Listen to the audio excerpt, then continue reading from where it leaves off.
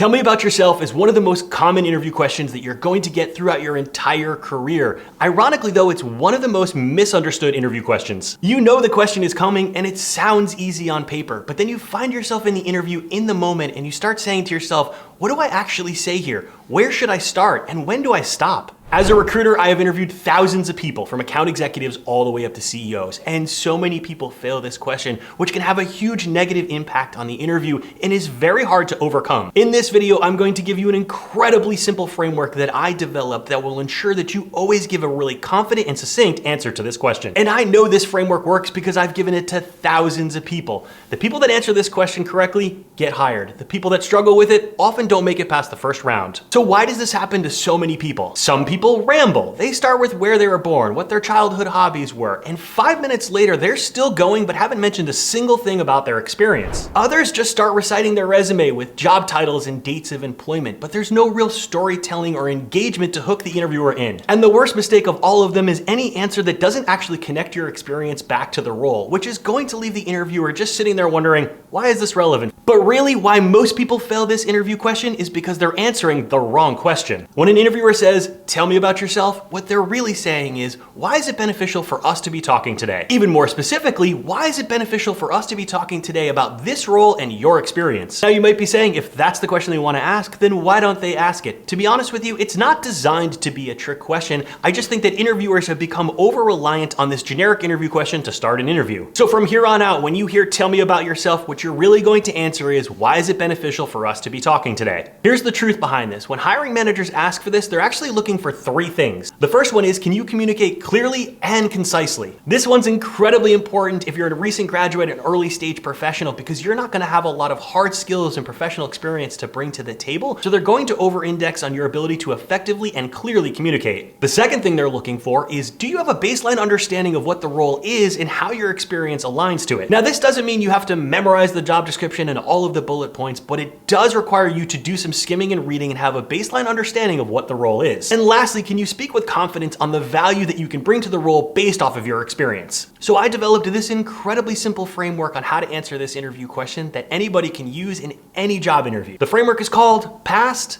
present, and future. This framework is going to make your interview answers clear, compelling, and impactful. It's designed to do one thing, to make it incredibly clear that you have the potential to be the right fit for the role. I'm gonna break down the three phases of the framework, and afterwards I'll give you real-world examples of how to utilize it. Let's start with past. You're going to give 2 to 4 sentences that summarize your past experience. Now, this is not the time to start going into individual roles or experiences. If you think about your career as a movie, the past is going to be your trailer. Next, we're gonna talk about present, which is where you are now or where you've been recently. This is going to give you the opportunity to give a little bit of a summary to explain your existing role or your last 2 roles, and most importantly, where they're going to add value. And lastly, you're going to talk about the future, why you're talking about this role and why now. Highlight why you think the job that you're talking about today is the perfect next step in your career. This is an opportunity to show that you've done a little bit of research, that you've reviewed the job description, and you understand where you can add value for the role. Now, let's put it all into action. For this first example, let's assume that you're a recent graduate and you're applying for a social media role. I recently completed my degree in digital marketing from Syracuse University.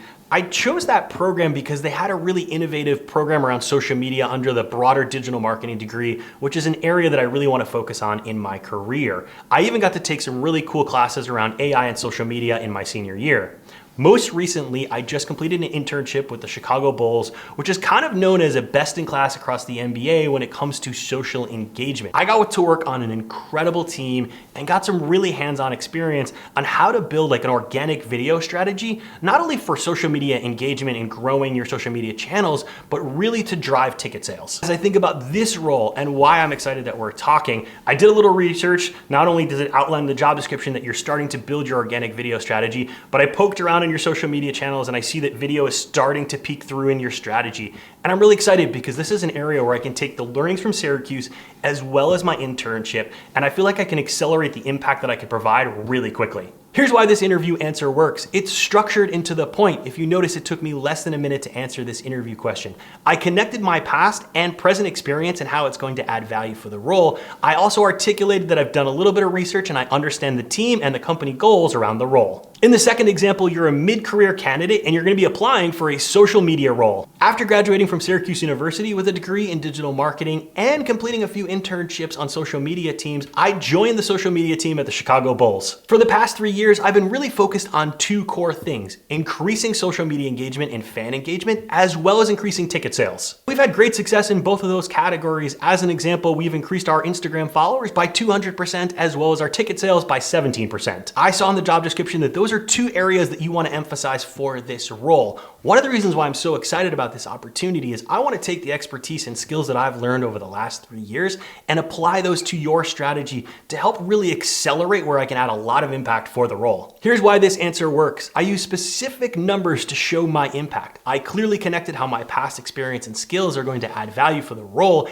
and I emphasized why I'm excited about the opportunity. Even with this framework, people still make mistakes when answering this interview question, so here are things you need to avoid. Number one is being too vague, saying something like, "I've worked in marketing for a long time." This is incredibly vague and very forgettable. Number two is talking for too long. How long is too long, you ask? If you're talking for over 5 minutes, I can almost guarantee you've lost the interviewer. Try to keep your answer to 2 minutes or less. Remember, if they have follow-up questions, they'll certainly ask them, and then you have an opportunity to expand even more. Number three is no connection to the actual role that you're talking about. You would be amazed at how often people will answer this question but actually never connect the dots, and in some cases will articulate skills and experiences that have no relevance to the role whatsoever. Final tips to nail your answer. Be sure to practice out loud. You don't want to sound like a robot, but you also don't want to wing it. There's a balance in between those two, and the only way to find that balance is to say it and practice it out loud. Time yourself. When you start practicing out loud, use a timer, ensure that you're actually answering the interview question in under 2 minutes. And lastly is you want to customize your answer for the specific role that you're interviewing for. If you utilize this simple framework, you will answer this question every time and come across as concise and confident.